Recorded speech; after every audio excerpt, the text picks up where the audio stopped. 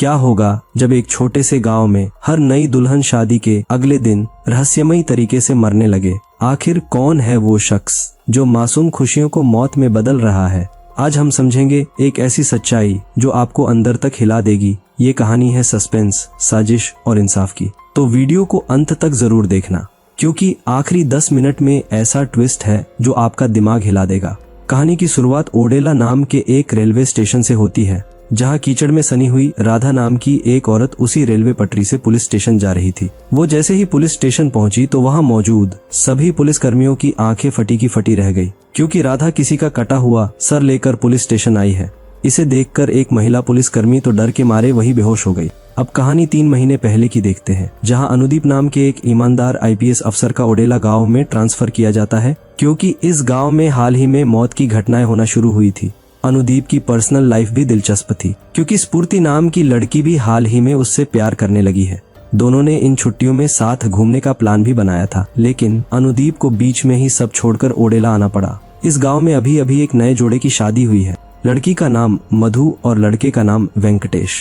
अब दोनों ही अपने नए जीवन की शुरुआत करने जा रहे थे। वही मधु के घर के सामने ही एक और शादीशुदा जोड़ा रहता है, लेकिन उनके घर में हमेशा लड़ाई झगड़ा होता रहता। पति का नाम तिरुपति, जो एक झूठा शराबी और निकम्मा इंसान, और पत्नी का नाम राधा, जो एक खूबसूरत लेकिन टूटी हुई औरत। लेकिन राधा ही हमेशा तिरुपति को मारती रहती। इसी बीच गांव के सरपंच राधा के घर पहुंचे तो देखा कि राधा अपने पति तिरुपति से नाराज है। सरपंच को ये देखकर आश्चर्य हुआ, क्योंकि वो तो बस अपनी स्त्री की हुई शर्त में गड़बड़ी की शिकायत करने आए थे। राधा ने गलती मानकर उनसे शर्त वापस ली और सरपंच से लिए हुए पैसे बॉक्स से निकालकर उन्हें वापस लौटा दिए। सरपंच ने हैरानी से पूछा, आखिर तुम इतनी नाराज क्यों हो? राधा ने गुस्से में जवाब दिया कि मेरा ये पति नशे की हालत में झूठ बोलता रहता है और कुछ काम भी नहीं करता। सरपंच ने इस पर ज्यादा कुछ नहीं कहा और वहां से चले गए।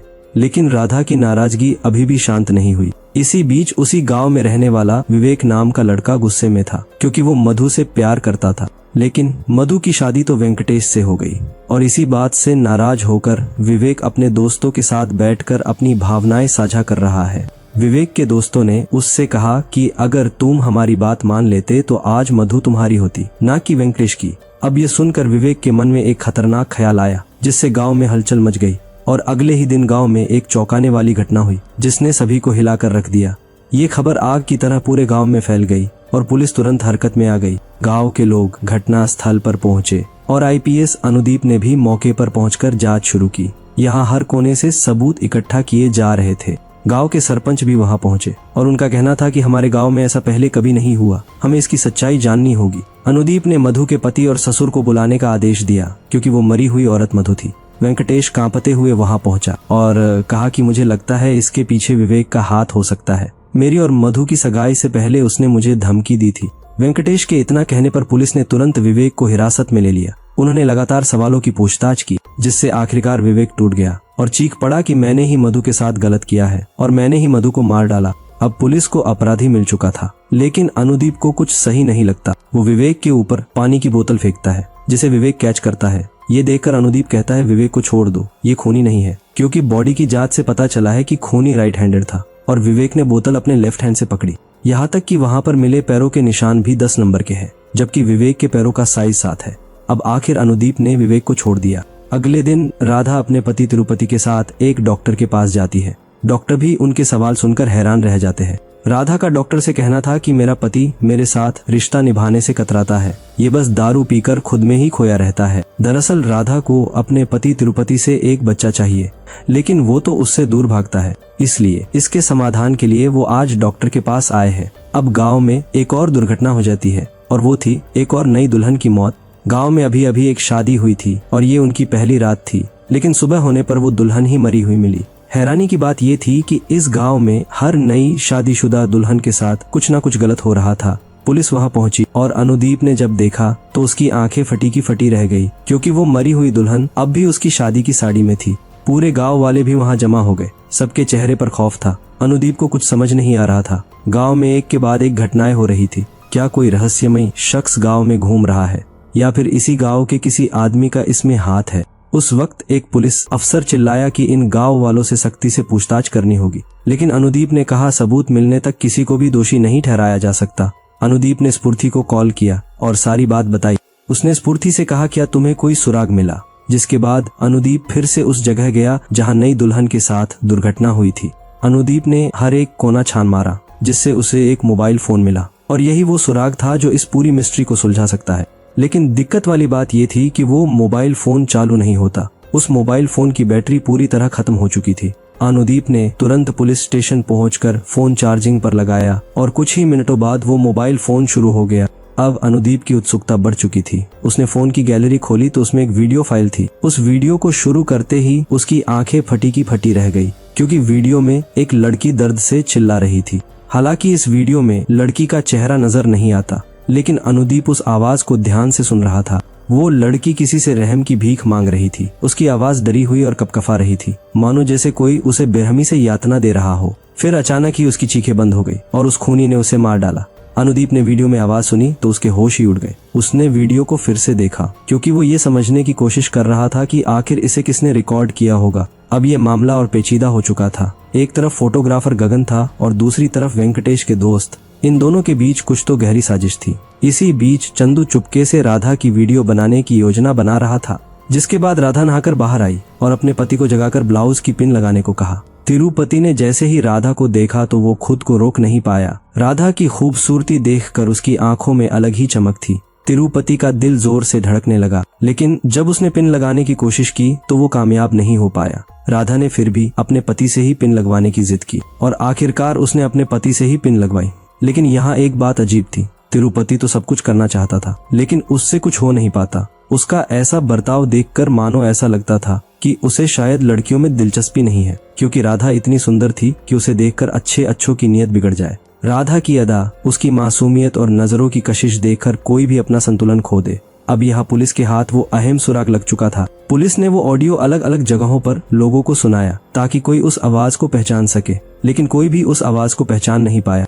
पुलिस चंदू के घर पहुंची और वहां भी सबको ऑडियो सुनाया, लेकिन यहाँ भी किसी को कुछ समझ नहीं आया। तभी चंदू अचानक ही बोल पड़ा कि ये आवाज तो फोटोग्राफर की आवाज जैसी लग रही है। पुलिस तुरंत उस फोटोग्राफर तक पहुंची और उसे हिरासत में ले लिया। अब असली परीक्षण होना था। पुलिस ने उसकी आवाज की पहचान करने की कोशिश की, लेकिन आवाज मेल नहीं हुई। पुलिस के पास कोई ठोस सबूत नहीं था। इसीलिए चंदू का दोस्त, जो एक वकील था, वो पुलिस स्टेशन आया और उसने फोटोग्राफर को छुड़वा दिया। अनुदीप किसी भी हालत में कातिल को पकड़ना चाहता था, इसलिए उसने एक नई चाल चली। इस बार उसने दिमाग का ऐसा खेल खेला कि कातिल खुद ही फंस जाए।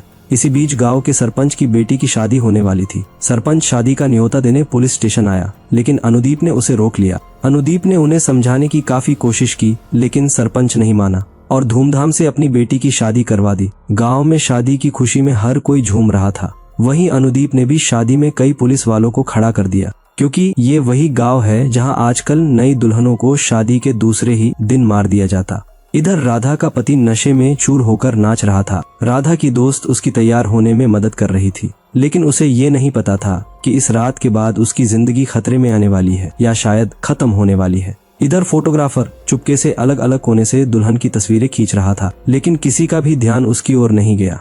अब शादी की रात तो ठीक से गुजर गई और दुल्हा दुल्हन दोनों ने ही शादी की पहली रात अच्छे से गुजारी, लेकिन अब जो होने वाला था उसका अंदाजा बेचारी दुल्हन को भी नहीं था। सुबह होते ही दुल्हन अपनी दोस्त को छोड़ने स्टेशन जा रही थी और पुलिस भी दूर से उनकी निगरानी कर रही थी ताकि उनके साथ कोई हादसा ना हो।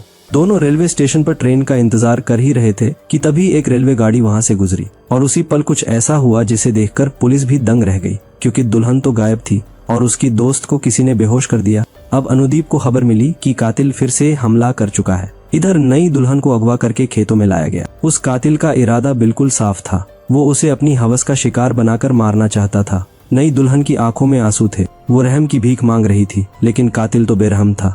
अब लड़की को यकीन हो गया कि ये मुझे मार ही देगा, लेकिन उससे पहले कातिल ने कहा कि मुझे तुम्हारी शादी वाली रात का हर लम्हा मालूम है, क्योंकि मैंने तुम्हारा वीडियो बना लिया था। कातिल उसे हर एक बात याद दिलाता है जो उसकी सुहागरात के दौरान हुई थी। अब वो लड़की समझ चुकी थी कि कातिल का ही दोस्त फोटोग्राफर है जिसने चुपके से ये वीडियो बनाई होगी। फिर भी वो डरी नहीं। उसे हर हाल में बचना था, वहां से किसी भी तरह भागना था। लेकिन इसी बीच कातिल भी उसके करीब आ रहा था। तभी खेतों की तरफ अनुदीप पहुंच गया, लेकिन उसे पहुंचने में बहुत देर हो गई, क्योंकि कातिल ने तो अपना काम पूरा कर लिया। उसने दुल्हन को मार दिया। जब अनुदीप खेतों में पहुंचा तो उसने देखा लड़की की लाश वहीं पड़ी हुई है।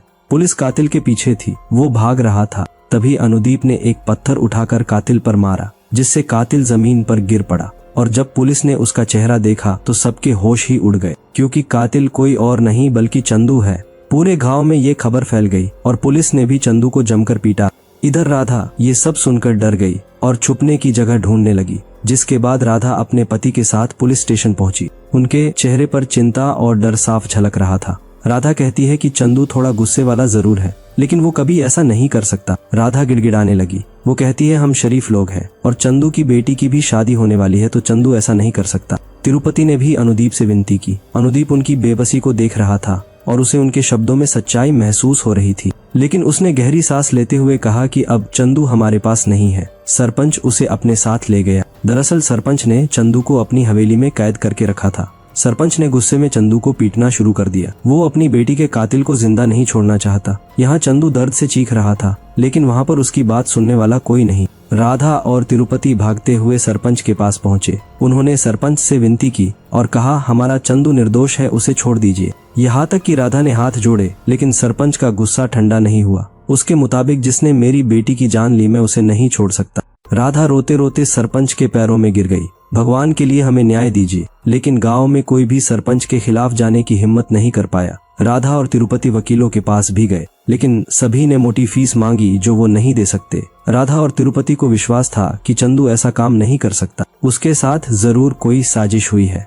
इसी बीच अनुदीप को खबर मिली कि गांव में एक और खून हुआ है। उसने तुरंत सरपंच को फोन करके बताया कि चंदू निर्दोष है और असली कातिल अभी भी बाहर घूम रहा है। सरपंच ने गुस्से में कहा कि आखिर तुम कैसे पुलिस वाले हो, तुम एक खूनी को भी पकड़ नहीं सकते। अनुदीप ने गंभीर आवाज में कहा, हमने कातिल को पकड़ा था, लेकिन वो चंदू को फंसा कर भाग गया। सरपंच ने तुरंत चंदू को आजाद कर दिया। अब सारी सच्चाई उसके सामने थी, तो उसे अपनी गलती का एहसास हुआ। सरपंच राधा के पास गए और उसके देवर चंदू को गलत समझने के लिए उन्होंने सिर झुकाकर माफी मांगी। उन्होंने राधा को कुछ पैसे भी देने चाहे, लेकिन राधा की आंखों में तो आंसू थे, उसने वो पैसे नहीं लिए। इसी बीच अनुदीप को स्फूर्ति का कॉल आता है। वो कहती है कि हम दोनों शादी कर लेते हैं। अचानक से शादी की बात सुनकर अनुदीप चौंक जाता है, लेकिन स्फूर्ति ने भावुक होकर कहा, जब मैं ड्रग के चंगुल में फंस गई थी तब सभी ने मेरा साथ छोड़ दिया था, लेकिन तुमने मेरा साथ नहीं छोड़ा, तुमने मुझे बचाया और तुम्हारी वजह से ही आज मैं एक डॉक्टर हूँ। अब मैं तुम्हें कभी नीचे नहीं गिरने दूंगी। मैं नहीं चाहती कोई कहे आईपीएस अनुदीप एक कातिल को नहीं पकड़ सका। अनुदीप स्फूर्ति की सच्ची भावनाओं को समझ गया और उसने उसकी बात मान ली। अब अनुदीप खुद मीडिया के सामने आकर कैमरे में देखकर कहता है कि अगर हिम्मत है तो फिर से ऐसा करके दिखा। दरअसल अनुदीप ने कातिल को खुली चुनौती दी।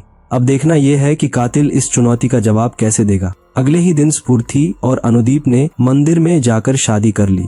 दोनों ही बहुत खुश थे और मंदिर के कोने में छिपा कैमरामैन उनकी छुपकर तस्वीरें खींच रहा था। कुछ देर बाद उसने अपना फोन निकाला और चंदू को कॉल करके बताया कि काम हो गया है। शादी के बाद अनुदीप और स्फूर्ति जब घर लौटे तो राधा तिलक लगाकर दोनों का स्वागत करती है। वहीं दरवाजे में एक सफेद लिफाफा पड़ा था।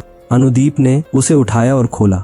उसमें केवल एक लाइन लिखी थी, तुम्हारी चुनौती स्वीकार कर ली गई है और अब तुम देखोगे मौत कितनी करीब है। राधा और स्फूर्ति ये सुनकर घबरा गए, लेकिन अनुदीप के चेहरे पर एक अलग ही गंभीरता थी। अनुदीप ने तिरुपति को कुछ पैसे दिए। फिर तिरुपति, चंदू और कैमरामैन के साथ इन पैसों से पार्टी करने निकल गए। इधर अनुदीप और स्फूर्ति अपनी पहली रात के बारे में सोच रहे थे, लेकिन अनुदीप के मन में तो कई बातें चल रही थी। उसने शादी तो कर ली, लेकिन उसका असली ध्यान कातिल को पकड़ने पर है। रात के सन्नाटे में अचानक ही कहीं से तेज आवाज हुई। राधा हड़बड़ा कर उठी तो उसे पता चला कि आवाज तो छत से आई है।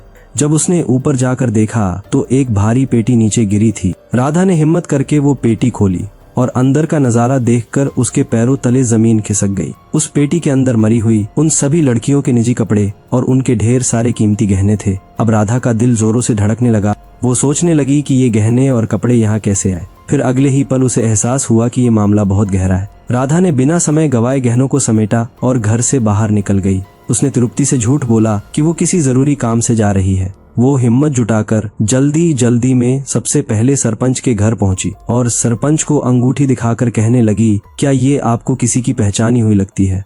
सरपंच ने जैसे ही अंगूठी देखी तो कहा, ये तो मेरी बेटी की है, लेकिन तुम्हें ये कहाँ से मिली? अब राधा को कुछ समझ नहीं आ रहा था कि वो सच बताए या नहीं। फिलहाल वो ज्यादा सवालों में उलझना नहीं चाहती। राधा वहाँ से भागते हुए वेंकटेश के घर पहुंची और उसे दूसरी अंगूठी दिखाई। वेंकटेश ने भी तुरंत अपनी पत्नी की अंगूठी पहचानी। अब राधा को पूरा यकीन हो गया कि कुछ बहुत बड़ा खेल चल रहा है और इसका सुराग कहीं न कहीं उसके अपने घर में ही छिपा है। वो डर के मारे कांपती हुई अपने घर की तरफ दौड़ पड़ी। घर पहुंचकर उसने देखा कि तिरुपति और चंदू दोनों गायब हैं। उसने चंदू की बेटी को जगाया, मगर कुछ कहने से पहले ही वो खुद सवालों से घिर गई। फिर आधी रात को उसने फैसला किया कि वो अनुदीप को कॉल करके सब कुछ बताएगी, लेकिन कॉल करने पर अनुदीप के यहाँ से कोई जवाब नहीं आया। सुबह तिरुपति कपड़े लेने के लिए अनुदीप के घर गया। उसने अनुदीप के कुछ कपड़े लिए और चुपचाप वहाँ से वापस चला आया। राधा अब तक बुरी तरह डरी हुई थी। फिर आखिरकार जब अनुदीप ने राधा का कॉल उठाया तो राधा ने उसे सब कुछ बता दिया। उसने कहा कि आप अपने कमरे में जाकर देखिए स्फूर्ति वहाँ है या नहीं।